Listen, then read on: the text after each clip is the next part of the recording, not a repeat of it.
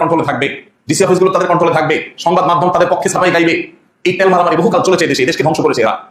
আমরা প্রকৃত বাস্তবতাকে তুলে আনতে চাই। এই জন্য এই নতুন বাংলাদেশ গড়ার ক্ষেত্রে বিশেষ করে আমি যেটা বলেছিলাম, সামান্য কিছু মানুষ যারা 1%ও না, এদেশের রাষ্ট্র থেকে ধর্মকে আলাদা করে ফেলা হোক, রাষ্ট্র থেকে ধর্মকে দূরে ফেলা হোক, এই বিশ্বাসে এদেশের কত 50% মানুষ আছে, 10%।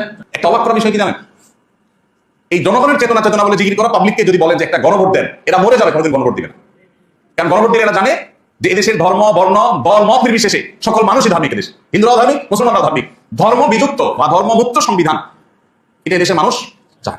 আমরা শুধুমাত্র মুসলমানদের কথা বলছি না, আমরা বলতে চাই যে আমাদের সংবিধানে এমন কোন ধারা, উপধারা যদি থাকে যেটা এদেশের মানুষের ধর্মীয় এবং সামাজিক মূল্যবোধের পরিপন্থী, তাহলে সেটা অটোমেটিক বাতিল হতে হবে। এই যে ধর্মীয় মূল্যবোধের পরিপন্থী হলে বাতিলের কথা বলেছি, এখানে ইসলামিক মূল্যবোধ শুধু বলিনি।